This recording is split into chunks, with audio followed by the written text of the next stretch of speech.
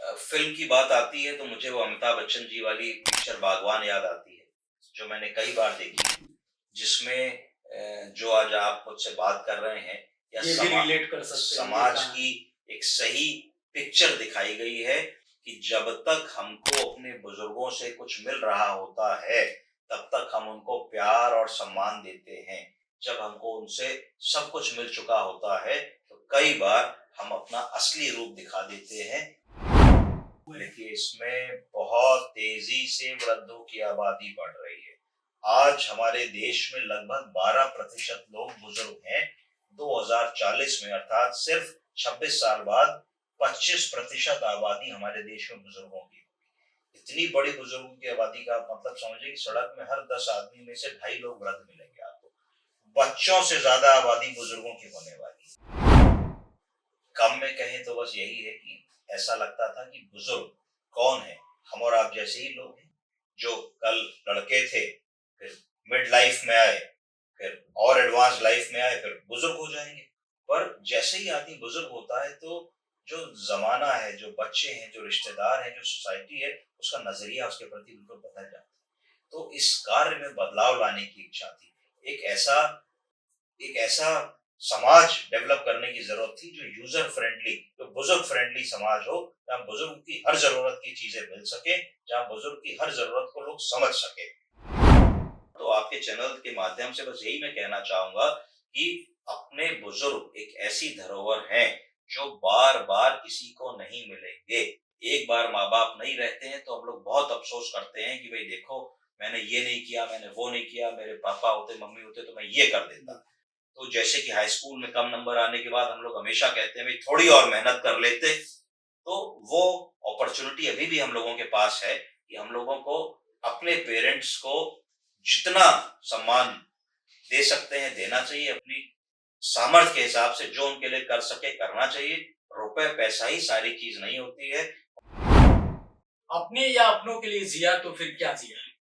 दम तो तब है, बात तो तब है जब दूसरों के लिए जिए, बेसहारा के लिए जिए, वंचितों के लिए जिए।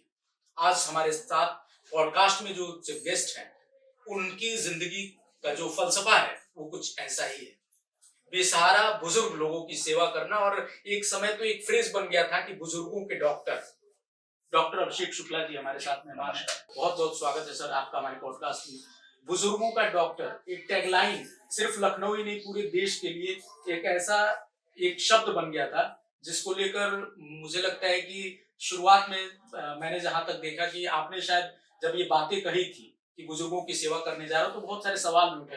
घर के लोगों ने भी कहा कि पागल हो गए हो क्या, कुछ अच्छा करो, बेहतर करो, इसी के लिए क्या तुम्हें डॉक्टर बनाया।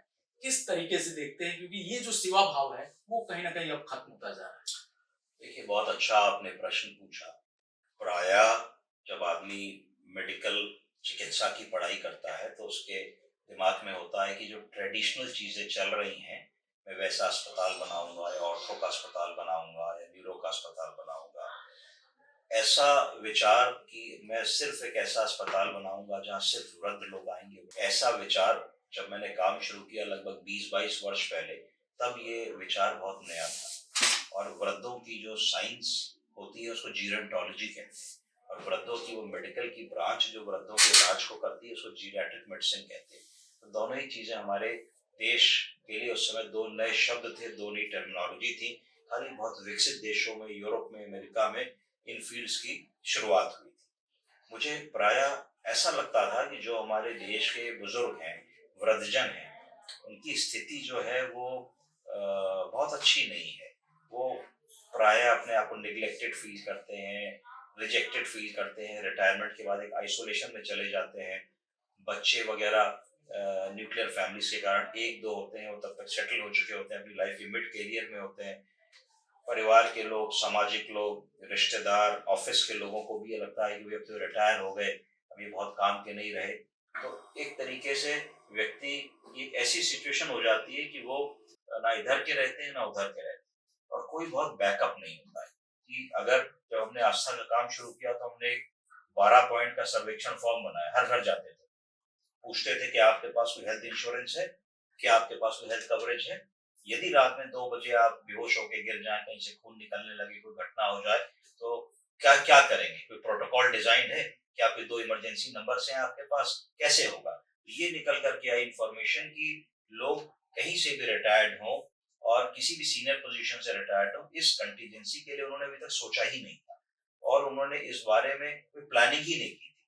तो फिर हम लोगों ने धीरे-धीरे फिर हेल्पलाइंस का विकास किया, हेल्पलाइंस विकसित करी और ऐसी चीज़ों का विकास किया। एक संस्था डेवलप करी जिसका नाम आस्था रखा। आस्था में वृद्ध लोगों के लिए एक मेंबरशिप की शुरुआत करी जिसमें बहुत सहजता से कोई भी आदमी 60 साल से ऊपर का मेंबर बन जाए। मेंबर बन के ढेरों ऐसी सुविधाएं जो रोजमर्रा में बुजुर्ग आदमी के जीवन का हिस्सा हो जाती है। बुजुर्ग मतलब वृद्धावस्था, वृद्धावस्था मतलब हम ओल्ड हो गए। ओल्ड का मतलब 60 साल से ऊपर हो गए। 60 साल से ऊपर का मतलब है कि हमारी शारीरिक स्थितियों में कमी आने लगी, मानसिक स्थितियों में कमी आने लगी और आर्थिक स्थितियों में कमी आने लगी। जब हम बड़े एक्टिव होते हैं, ऑफिस में काम कर रहे होते हैं, प्रोडक्टिव होते हैं, तो हम भाई गाड़ी होती है, घोड़ा होता है, ड्राइवर होता है, कहीं चले गए, फोन करा दिया तो भाई पीजीआई चले गए और 4 डॉक्टरों ने दिन भर में देख लिया। पर रिटायरमेंट के बाद ये सब बड़ी लग्जरी हो जाती है और बड़ा मुश्किल होता है इतना सब कोप अप करना। तो ओल्ड एज में हम लोगों को जीरैट्रिक केयर की जरूरत है। जीरैट्रिक केयर का मतलब है care on the whole, not through the whole. इसका मतलब है कि यदि हम एक हाथी को देख रहे हैं और दूरबीन से देख रहे हैं तो सामने से सूंड दिखेगी, पीछे से दुम दिखेगी, उस साइड से कान दिखेगा। उससे हमारा काम नहीं चलेगा। हमारा काम तब चलेगा जब हम हाथी को घूम करके चारों तरफ से देख लेंगे और परिक्रमा लगा लेंगे। तो इसी को कहा जाता है कि जब आप सीनियर सिटीजन्स को देखभाल कर रहे हैं या इलाज कर रहे हैं तो आपको थ्रू दी होल नहीं देखना है, ऑन दी होल देखना है।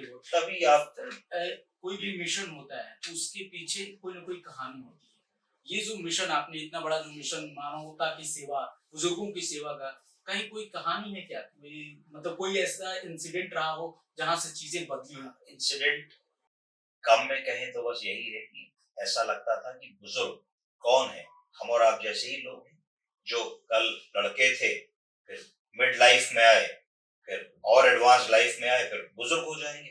पर जैसे ही आदमी बुजुर्ग होता है तो जो जमाना है, जो बच्चे हैं, जो रिश्तेदार हैं, जो सोसाइटी है, उसका नजरिया उसके प्रति बिल्कुल बदल जाता है। तो इस कार्य में बदलाव लाने की इच्छा थी। एक ऐसा समाज डेवलप करने की जरूरत थी जो यूजर फ्रेंडली, जो बुजुर्ग फ्रेंडली समाज हो, जहाँ बुजुर्ग की हर जरूरत की चीजें मिल सके, जहाँ बुजुर्ग की हर जरूरत को लोग समझ सके। उसी की एक पहल हमने तो इस मिशन का कितना फायदा मिला आपको? आपको लग रहा है कि अब चीजें बदली हैं, बेहतर हुई हैं, लोग बुजुर्गों के प्रति संवेदनशील हुए हैं? देखिए, इसमें बहुत तेजी से वृद्धों की आबादी बढ़ रही है। आज हमारे देश में लगभग 12% लोग बुजुर्ग हैं। 2040 में अर्थात सिर्फ 26 साल बाद 25% आबादी हमारे देश में बुजुर्गों की होगी। इतनी बड़ी बुजुर्गों की आबादी का मतलब समझिए कि सड़क में हर 10 आदमी में से 2.5 लोग वृद्ध मिलेंगे आपको। बच्चों से ज्यादा आबादी बुजुर्गों की होने वाली है। ऐसा क्यों होने वाला है? इसलिए होने वाला है क्योंकि अब अच्छी हेल्थ सर्विसेज मिल रही है, अच्छे वैक्सीनेशंस मिल रहे हैं, सरकारी स्कीम्स आ गई है, आयुष्मान कार्ड आ गया है, पंडित दीनदयाल उपाध्याय कार्ड आ गया है, ऑर्गन ट्रांसप्लांट आ गया है। तो उस सब चीजों के वजह से आदमी बेहतर और अच्छा जीवन जी रहा है, यानी कि क्वालिटी ऑफ लाइफ भी है और क्वांटिटी ऑफ लाइफ भी है।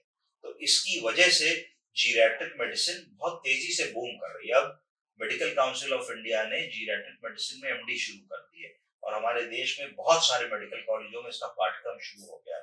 तो तेजी से मेडिकल कॉलेजों में इसके वो खोल रहे हैं डिपार्टमेंट। पढ़ाई तो सर हो रही है और इस बारे में रिसर्च हो रहे हैं और आपने कहा कि सारी चीजें बढ़ रही है, लेकिन जो अपनत्व है लोगों से, अपने बुजुर्गों के प्रति जो लगाव है या जो रिश्तों में पहले जो एक मिठास हुआ करती थी, वो चीजें तो बिखर रही हैं। तो उसके लिए तो पाठ्यक्रम से तो चीजें चल रही देखिए, हैं। मिठास और प्रेम और सम्मान 3 बहुत अच्छे शब्द हैं, परंतु अगर आप आज के जीवन का वास्तविक परिवेश देखें तो हम लोगों के एक लड़का और एक लड़की होता है। लड़की की शादी कर देते हैं, लड़के से बड़ी अपेक्षाएं होती हैं कि भाई डॉक्टर बनो, इंजीनियर बनो, पत्रकार बनो, आईएएस बनो, विदेश चले जाओ, बड़ा नाम करो।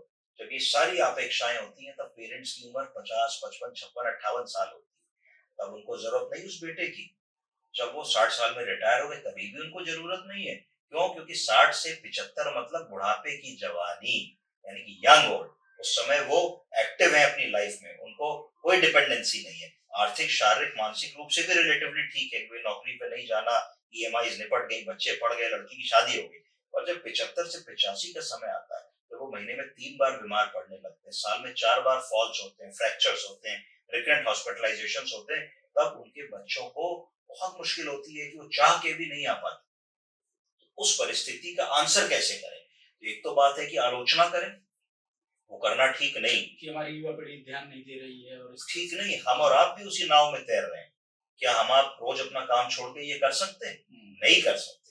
तो हमको समाज में कुछ ऐसा करना है कि ढेरों ऐसे सेंटर्स बने जो बुजुर्गों की प्रॉब्लम्स को हैंडल कर सकें, फेस कर सकें और बुजुर्गों की क्वालिटी ऑफ लाइफ को इम्प्रूव कर सकें।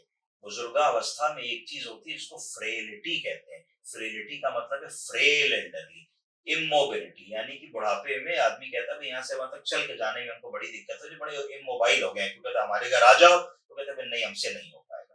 दूसरा होता है इंस्टेबिलिटी, कि भाई यहाँ से वहां तक चलेंगे तो डर लगेगा गिर ना जाए, गिर जाए तो कहीं कोना ना लग जाए, चोट ना लग जाए। तीसरी समस्या होती है इंटेलेक्चुअल इम्पेयरमेंट, यानी कि जैसे जैसे उम्र बढ़ती है तो दिमाग की सोचने की, समझने की और सही निर्णय लेने की क्षमता कम हो जाती है। आप देख रहे होंगे रोज साइबर फ्रॉड्स होते हैं। आप बैंक गए, आपने एटीएम में नंबर भरा, पीछे से किसी ने चुपके से देख लिया आपका।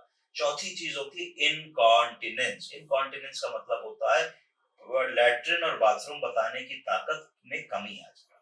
तो ये चारों पांचों चीजें फ्रेलिटी सिंड्रोम का एक पार्ट होती है कि बुजुर्ग आदमी इसके अंदर बिल्कुल वो हो जाता है कि भाई मैं कैसे जाऊंगा, कैसे करूंगा, कौन मेरी बात समझेगा, कोई मुझे बेवकूफ तो नहीं बना देगा, कि मेरा एक्सीडेंट तो नहीं हो जाएगा, कोई मुझे हिट एंड रन तो नहीं कर देगा। इसकी वजह से फिर वो घर में रहने लगते हैं। लेकिन क्या मतलब ऐसा पॉसिबल है कि अगर इस तरह के सेंटर्स बने, क्योंकि एक बड़ी आबादी ऐसी भी है सर जो जो आप कह रहे हैं कि वो उसको एंजॉय कर सकता है रिटायरमेंट, या तो एक बड़ी आबादी ऐसी भी है जो बेरोजगार है, मान लीजिए नई नौकरी किया है, उसके पास रिटायरमेंट क्या 60 साल के बाद चीजें आर्थिक रूप से खुद ही इतनी नहीं है कि वो खुद को वो कर पाए, देखिए, मेंटेन जो कर आप कह रहे हैं वो बिल्कुल जो आप कहना चाहते हैं उसका मतलब है कि हर व्यक्ति जो 60 साल समर्थ का नहीं है जी। वो उसको दो भागों में हम क्वांटिफाई कर सकते हैं। एक वैसा व्यक्ति जो ऑर्गेनाइज्ड सेक्टर से आया है, हाँ यानी कि भाई पुलिस में नौकरी करता था, डॉक्टर था, हाँ इंजीनियर कहीं था, जी। कहीं था, उसको पेंशन मिल रही है या उसके पास कोई बेनिफिट्स है, बेनिफिट्स प्रोविडेंट फंड है, जी। ईएसआई है। और दूसरा व्यक्ति जो सेल्फ एम्प्लॉयड था या फार्मर था हाँ या थोड़ी देर के लिए मान लीजिए कुछ नहीं कुछ करता था। नहीं तो दो लोग अलग अलग आ गए। अब जो ऑर्गेनाइज सेक्शन से लोग हैं हमारे, उनके लिए तो काफी सारी सुविधाएं उनके पास है। पर अब जो देश की पॉलिसी आई है, जो अनऑर्गेनाइज सेक्शन का भी आदमी था, 70 साल के ऊपर है, आज उसके पास भी तो 5 लाख रुपए का आयुष्मान कार्ड है। आज जो बिल्कुल निर्धन था उसके पास भी तो वृद्धावस्था पेंशन है। तो उनके पास भी इतना अब है कि वो भी एक रीजनेबल तरीके से अपनी मेडिकल प्रॉब्लम को या मेडिकल क्राइसिस को सॉल्व कर सकते हैं। पहले क्या सुनते थे हम लोग कि भाई पतली टट्टी लगी, दस्त लगा और डेथ हो गई। बड़े अस्पताल गए, वहां उन्होंने कहा साहब 5,000 जमा करो वरना भर्ती नहीं करेंगे। 5,000 कहाँ से आ गए गरीब आदमी के पास? तो धीरे धीरे देश बदल रहा है, समय बदल रहा है, समाज बदल रहा है, लोग अपने अधिकार को जानने लगे हैं और इसकी वजह से ऐसा होने लगा है कि अब हम लोग एम्पावर्ड हो गए हैं। सबके पास इंटरनेट है, सबके पास एजुकेशन है। अब आप समझिए कि गरीब से गरीब आदमी आजकल इंटरनेट पे गूगल कर लेता है मुझे क्या बीमारी है या कौन सा डॉक्टर अच्छा है। डॉक्टर से आके पूछता है कि साहब आपके रिव्यूज हमने पढ़े, बड़े अच्छे लगे। आपको भरोसा ही नहीं होता कि भाई ये व्यक्ति रिव्यूज भी पढ़ लेगा। भाई वो हिंदी में भी पढ़ लेता है, इंग्लिश में भी पढ़ लेता है, अपनी रीजनल भाषा में पढ़ लेता है। तो अब बहुत एक ड्रास्टिक चेंज आया है लोगों के अंदर और बहुत अच्छा ये इम्प्रूवमेंट की तरफ हमारा देश बढ़ रहा है। सर जो आपकी आस्था, जो आपने आस्था हॉस्पिटल चलाया सीनियर्स के लिए, यहाँ की कुछ चीजें बताइए कि किस तरीके से आप बुजुर्गों के लिए क्या किया देखिए, जाता है? हमारे यहाँ पे कोई भी व्यक्ति जो 60 साल से ऊपर का है वो अपने बुजुर्ग का रजिस्ट्रेशन या पंजीकरण करा सकता है, जो कि 100 रुपए महीना या 1200 रुपए साल दे के मात्र कराया जा सकता है। ये करा करके आप साल भर में कितनी बार भी अपने बुजुर्ग को दिखा सकते हैं, उसकी कोई फीस नहीं पड़ती है। जरूरत पड़ने पे घर आपकी एम्बुलेंस चली जाती है। बुजुर्गों की छोटी छोटी समस्या की उनको महीने में 5 बार ब्लड प्रेशर नपवाना है, फ्री नपवा सकते हैं। 10 बार उनको इंजेक्शन लगवाना है, कहाँ लगवाएं, हर आदमी पैसा मांगता है, फ्री लगवा सकते हैं। फिजियोथेरेपी करानी है, फ्री करवा सकते हैं। रात में 2 बजे कोई प्रॉब्लम हो गई, उनका लगा डॉक्टर फोन नहीं उठा रहा है, रिश्तेदार फोन नहीं उठा रहा है, 2 मेडिकल हेल्पलाइन है जो 24 घंटे सातों दिन निःशुल्क हेल्पलाइन है, टोल फ्री नंबर से, उन पे फोन करके आप लाभ ले सकते हैं और जानकारी ले सकते हैं। इसके अतिरिक्त साल में 2 बड़े हेल्थ कैंप्स होते हैं जिनमें आपकी सारी जांचें जिसमें heart, lung, liver, kidney, brain, urology से संबंधित सारी जांचें फ्री की जाती हैं। उन कैंपों का लाभ ले सकते हैं। तो इस तरीके से हम लोग कोशिश करते हैं कि जो भी वृद्ध, जो भी सीनियर सिटीजन्स हैं, उनको हम लोग बेस्ट क्वालिटी ऑफ लाइफ दें, अर्ली डिटेक्शन ऑफ इलनेस करें कि अगर किसी को कोई बीमारी हम अर्ली लेवल, ग्रासरूट लेवल पे पकड़ लेंगे तो फिर उसका इलाज संभव है। पर अगर हम लोगों ने बहुत देर से पकड़ा और लेट कॉम्प्लिकेशन सेट इन हो गए तो फिर चाह के भी बहुत ज्यादा मदद उनकी नहीं हो पाए। सर, आस्था जैसे जो सेंटर्स हैं, क्या आपको लगता है कि स्टेट गवर्नमेंट या सेंट्रल गवर्नमेंट के स्तर पे इस तरह के प्रयास किए जा सकते हैं, जो कि आने वाले समय में जैसा आप बता रहे हैं? देखिए, स्टेट गवर्नमेंट और सेंट्रल गवर्नमेंट दोनों इस तरीके के प्रयास कर रही है। केंद्र सरकार ने स्मार्ट सिटी प्रोजेक्ट योजना शुरू की है। हमारा लखनऊ शहर भी स्मार्ट सिटी योजना का हिस्सा है और लखनऊ शहर में पहला वृद्धों के लिए स्मार्ट सिटी प्रोजेक्ट के अंतर्गत डे केयर सेंटर बन गया है, जो हमारे लखनऊ में और हमारे अलीगंज में है, जिसका उद्घाटन शीघ्र होने वाला है। तो ये सरकार की तरफ से पहला सेंटर होगा और जैसे ही ये सेंटर ठीक चलेगा और एक पॉजिटिव फीडबैक जाएगा, हर मोहल्ले में, अलीगंज में अलग होगा, महानगर में अलग होगा, इंदिरा नगर में अलग होगा, गोमती नगर में अलग होगा और उत्तर प्रदेश के सारे शहरों में होगा। इसका ऑब्जेक्टिव होगा कि जो बुजुर्ग लोग घर में अकेले रहते हैं वो अपने घर से निकल करके वहां आएंगे, बैठेंगे, अपने साथ के बुजुर्गों से बात करेंगे, भोजन पानी करेंगे, ताश खेलेंगे, एंजॉय करेंगे, अपनी बर्थडेज को, अपनी मैरिज एनिवर्सरीज को वहां पे ऑर्गेनाइज करेंगे और इस सब का हमको ऑलमोस्ट कोई शुल्क नहीं देना पड़ेगा। यदि शुल्क होगा भी तो बहुत ही बेसिक शुल्क होगा, 50-100-200 रुपए साल का। आपने सर कहा कि वो एंजॉय कर सकते हैं अपनी निजी जिंदगी को। आप सर, आपके बारे में मैं पूछूं, क्योंकि एक डॉक्टर हैं, एक इतने आपको लेकर लखनऊ में और जो भी लोग जानते हैं समाज के प्रति इतने तत्परता से हमेशा लगे रहते हैं, लेकिन अपने लिए व्यक्तिगत रूप से आप क्या करते हैं खुद को हमेशा रिफ्रेश रहने के लिए, मतलब एक हॉबीज के तौर पे मैं पूछूं, कैसे एंटरटेन करते हैं आप खुद को? मैं खाली समय में कुछ पढ़ना चाहता हूँ, पढ़ता हूँ, कुछ लिखना चाहता हूँ, लिखता हूँ, फिल्में देखते हैं? इतिहास पढ़ता हूँ। फिल्म का थोड़ा कमजोर हूँ मैं फिल्मों में और कुछ पुरानी गाड़ियों में रुचि है, तो पुरानी गाड़ियों के साथ कुछ समय बिताता हूँ। अच्छा, अभी हाल में कोई ऐसी फिल्म देखी हो जिसका जिक्र करना चाहें, ऐसा कुछ?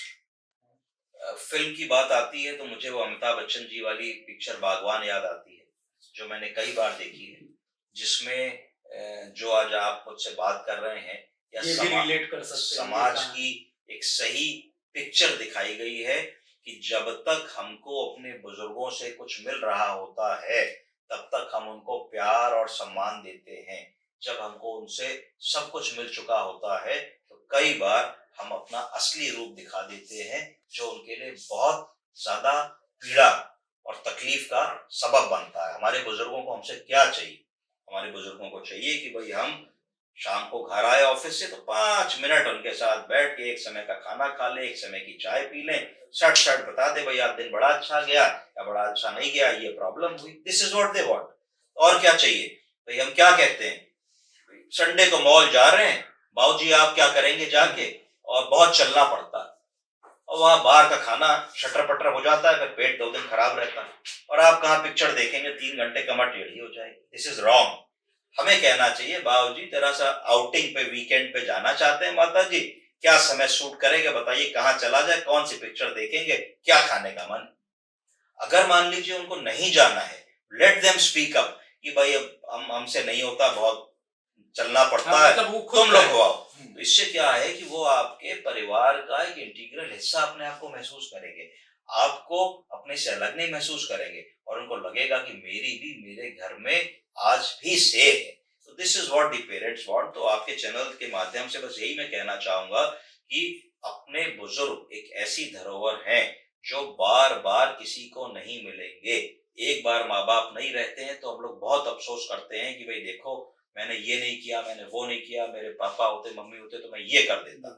तो जैसे कि हाई स्कूल में कम नंबर आने के बाद हम लोग हमेशा कहते हैं भाई थोड़ी और मेहनत कर लेते, तो वो अपॉर्चुनिटी अभी भी हम लोगों के पास है कि हम लोगों को अपने पेरेंट्स को जितना सम्मान दे सकते हैं देना चाहिए, अपनी सामर्थ्य के हिसाब से जो उनके लिए कर सके करना चाहिए। रुपए पैसा ही सारी चीज नहीं होती है, उनको आपसे समय, दो मीठे बोल और सेंसिटिविटी बस इतना ही चाहिए। मोबाइल भी आपको लगता है कि इस पे कहीं ऐसा रोल प्ले कर रहा है, हर कोई जा रहा है अपने मोबाइल में खोया हुआ है, फैमिली मोबाइल में व्यस्त है, ये भी बहुत अच्छा आपने कहा। आजकल रोज अखबारों में और इस पे दिखता रहता है कि भाई डाइनिंग टेबल पे परिवार के 4 सदस्य बैठे हैं, चारों मोबाइल में सबके खोए। हाथ में एक-एक मोबाइल लगा हुआ है। तो ये बहुत खराब चीज़ें हैं और हम लोग कहीं न कहीं बिल्कुल वेस्टर्न वर्ल्ड की तरफ जा रहे हैं। इसको रोकना होगा और इसको रोकने के लिए हमें अपनी लाइफ में कुछ डिसिप्लिन लाना होगा। जैसे पहले कहते थे early to bed and early to rise makes a man healthy, wealthy and wise. कि अपना 8 साढ़े 8 तक भैया घर लौट आओ, 9 सवा 9 तक खाना खा लो और हर हाल में 10 बजे तक सो लेट जाओ। और सुबह अपना 5 साढ़े 5 का अलार्म लगा लो, उठो 1 घंटा 40 मिनट एक्सरसाइज करो, वर्जिश करो, पढ़ाई करो, अखबार पढ़ो, जनरल क्विज देखो, अपना क्रॉसवर्ड्स करो और फिर अपने काम पे निकल जाओ। तो ब्रेन हेल्दी रहता था, फिजिकली आप हेल्दी रहते थे, एक लाइफस्टाइल आपकी मेंटेन रहती थी। अब क्या स्थिति है कि रात में सोने का कोई समय ही नहीं रह गया।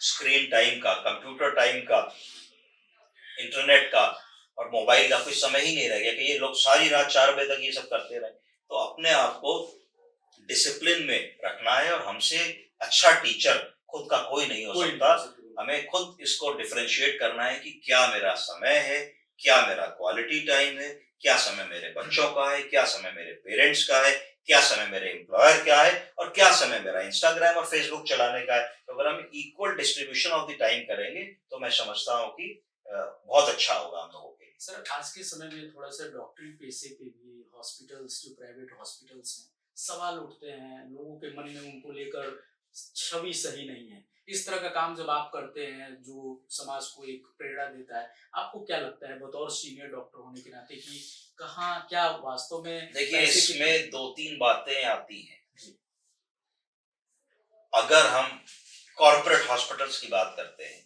तो कॉर्पोरेट हॉस्पिटल्स की जो सर्विसेज होती हैं वो बहुत कॉस्ट इंटेंसिव होती हैं।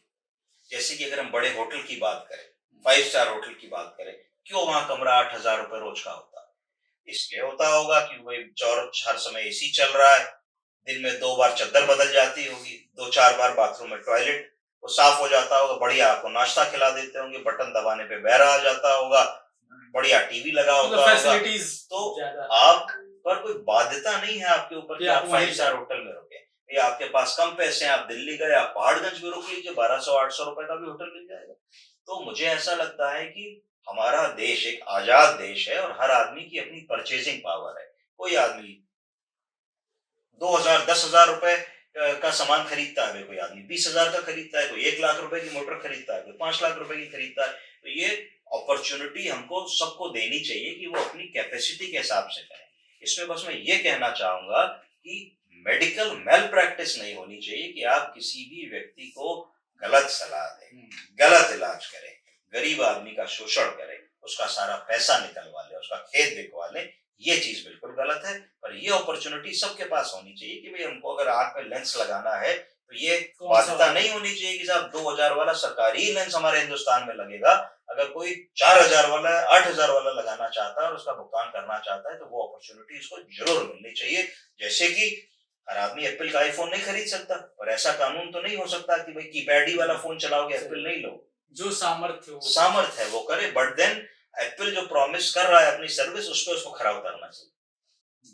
सर जाते जाते पॉडकास्ट को समेटते हुए मैं बस 2 या 3 चीजें आपकी नजर में ऐसी क्या हैं जो एक वैल्यू प्रदान करता है जो सीनियर सिटीजन्स के लिए या फिर एक सोसाइटी के लिए जो आप सीनियर सिटीजन्स के लिए जो सबसे अच्छी बात मैं कहना चाहूंगा कि आप अपनी को उपयोगी माने, आखिरी दिन तक चलते फिरते रहें, बिस्तर खटिया ना पकड़ें और जो भी आप जिस क्षेत्र के आदमी हैं, आप लॉयर हैं, आप मीडिया के आदमी हैं, आप डॉक्टर हैं, आप अकाउंटेंट हैं, आप फार्मासिस्ट हैं, अपने क्षेत्र के आप दिग्गज रहे हैं, आपको 40 साल का तजुर्बा है, आपने जो देश से पाया है, जो समाज से पाया है, नई जनरेशन को बच्चों को इम्पार्ट कीजिए।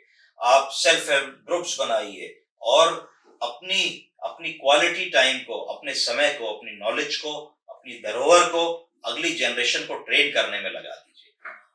घर से निकलिए, योग कीजिए, व्यायाम कीजिए, टहलिए, फिजिकल एक्टिविटी कीजिए, इससे आपकी मांसपेशियां स्वस्थ रहेंगी। मांसपेशियां ओल्ड एज में कमजोर होती हैं, इसको सार्कोपीनिया कहते हैं। सार्कोपीनिया का मतलब है loss of muscle strength, loss of muscle power and loss of muscle volume. इसी के कारण आधे रोग होते हैं कि गिर पड़े, उला टूट गया, उला टूटा तो बिस्तर पे आ गए, बिस्तर पे आ गए तो पेशाब की नली लग गई, पेशाब की नली लग गई तो लेटे लेटे खाना खाने लगे, ऑर्थोस्टेटिक निमोनिया हो गया, लंग में इंफेक्शन हो गया, आईसीयू चले गए, वेंटिलेटर लग गया और गड़बड़ हो गया। तो ये सब चीजें हमारे हाथ में है।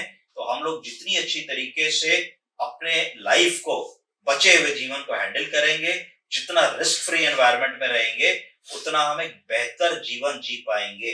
दो और इंपॉर्टेंट चीजें कि ओल्ड एज में आकर के हमको अपने कमरे में मिनिमम फर्नीचर रखना चाहिए, जिससे कि बाई चांस अगर हमको वॉकर से चलना पड़े, छड़ी से चलना पड़े, ट्राइपॉड से चलना पड़े, रात में उठे एकदम से हमारा कहीं पैर लड़खड़ा जाए, तो कॉर्नर की सरफेसेस, नुकीली चीजें, बहुत सारे कारपेट कालीन ना हो, बाथरूम के दरवाजे थोड़े चौड़े होने चाहिए, ब्राइट लाइट्स होनी चाहिए। ओल्ड एज में बाथरूम के अंदर रात में सिटकनी या कुंडी नहीं लगानी चाहिए कि बाई चांस अगर आपको डिजीनेस हो, वर्टाइगो, गिर पड़े तो बिना दरवाजा तोड़े आप तक पहुंचा जा सके। प्लस आपको एक मोबाइल में या कोई ऐसा इमरजेंसी नंबर रखना चाहिए कि अगर ऐसी कोई एकदम से बात होने लगे तो आप कैसे अपनी बात को कम्युनिकेट करेंगे। इतनी चीजों का अगर हम ध्यान रखते हैं तो ओल्ड एज में जो रिस्क और कॉम्प्लिकेशन है उनको मिनिमाइज किया जा सकता है। तो ये थे हमारे साथ डॉक्टर अभिषेक शुक्ला। बहुत ही सधे शब्दों में बताया कि ओल्ड एज में हमें क्या क्या करने की जरूरत है, और साथ में ये भी कहा कि जो सामाजिक रिश्ते दरक रहे हैं उनको बचाने की जरूरत है। मोबाइल, पैसे, सब कुछ आ जाएंगे, लेकिन जो अपना चला जाएगा वो फिर नहीं आने वाला, और उसकी यादें हमेशा आपको व्यथित करेंगी, आपको तड़पाएंगी। आप सोचेंगे कि काश उस समय ये कर लिया होता। तो ये काश अपने जीवन में मत आने दीजिए। बहुत बहुत शुक्रिया सर आपका। पूरी उम्मीद है कि आपको ये पॉडकास्ट पसंद आई होगी। इसको शेयर करिएगा और मिलते हैं किसी और वीडियो में किसी और शख्सियत के साथ। देखते रहिए 24 अड्डा।